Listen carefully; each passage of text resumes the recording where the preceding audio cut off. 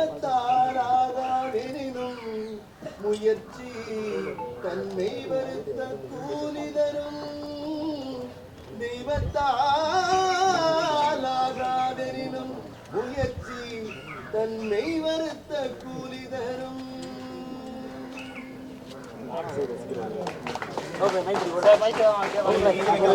ஆண்டுக்கு ஆண்டு திருவள்ளுவர் திருநாளுக்கு பெருகி வரும் தமிழர் கூட்டம் திருவள்ளுவரின் பெருமையும் செல்வாக்கும் ஓங்குவதை காட்டுகிறது.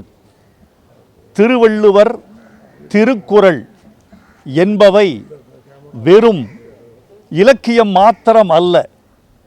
திருவள்ளுவரை பண்பாட்டின் அடையாளமாக, வரலாற்றின் அடையாளமாக, இனக்குறியீடாக நாம் பார்த்து பழகியிருக்கிறோம். திருவள்ளுவர் தமிழர்களின் ஞான அடையாளம். அந்த திருவள்ளுவரை ஒட்டி சிந்திக்கிற பொழுது இப்போது தமிழ்நாட்டில் கடந்த வாரம் அதிகமாக பேசப்பட்ட இருமொழி கொள்கை குறித்து நான் சொல்ல வேண்டியவனாக இருக்கிறேன். 2 முன்னாள் துணைவேந்தர்கள் முன்னிலையில் என் கருத்தை நான் முன்வைக்க விழைகிறேன். திருக்குறள் என்பது நாங்கள் ஓதுகிற தமிழ் வேதம்.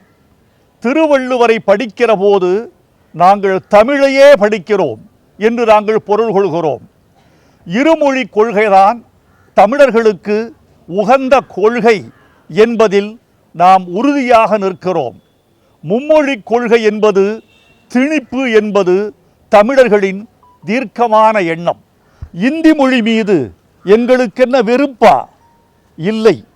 இந்தி மொழி கூடாது என்று நாங்கள் கொடிபிடிக்கிறோம் என்றால் இந்தி மொழியின் திணிப்பு கூடாது என்று நாங்கள் உறுதிபட சொல்கிறோம்.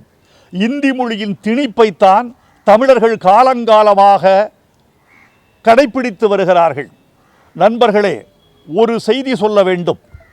ஆங்கிலமும் தமிழும் தமிழர்களுக்கு தாய்மொழியாகவும் உலக மொழியாகவும் திகழ்கிற போது இந்தி என்பது, இந்த 3ஆம் மொழி என்பது திணிப்பாகி விடுகிறது.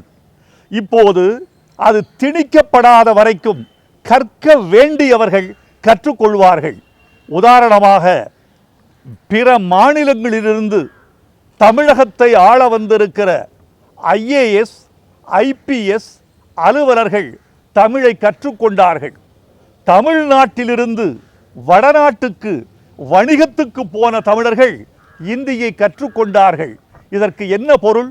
இந்த 3வது மொழி என்பது சூழலால் வருவது. தமிழை நாங்கள் அதிகாரிகள் மீதோ வடநாட்டு தொழிலாளிகள் மீதோ திணிக்கவில்லை. பிறகு இந்தியை ஏன் எங்கள் மீது திணிக்கிறீர்கள் என்ற கேள்வி வருகிறது. இந்த 3வது மொழி என்பது சூழல் மொழி. தாய்மொழி என்பது பண்பாட்டு மொழி. ஆங்கிலம் என்பது நாகரிக மொழி. ஒரு மனிதன் பண்பாட்டோடும் திகழ வேண்டும், நாகரிகத்தோடும் திகழ வேண்டும் என்றால் தமிழும் ஆங்கிலமும் எங்களுக்கு போதும் என்று கருதுகிறோம்.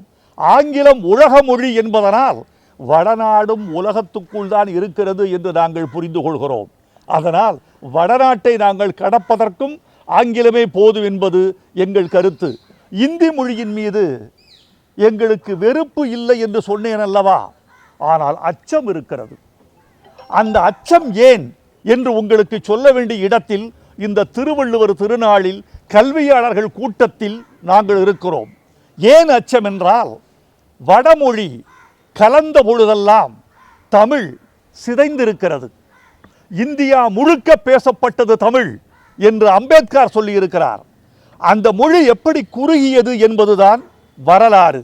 இப்போது தமிழில் கலந்த வடமொழி வேறொரு மொழியாக பிரிகிற போது நாங்கள் நிலத்தை இழந்தோம். ஒரு மொழி நிலத்தை பிரித்து விடுகிறது.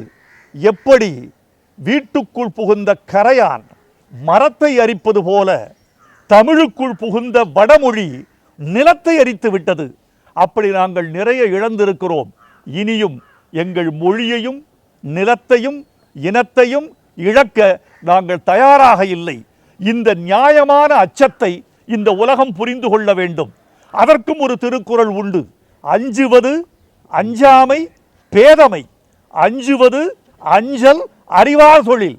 எனவே அஞ்ச வேண்டியவற்றுக்கு நாங்கள் அஞ்சுகிறோம்.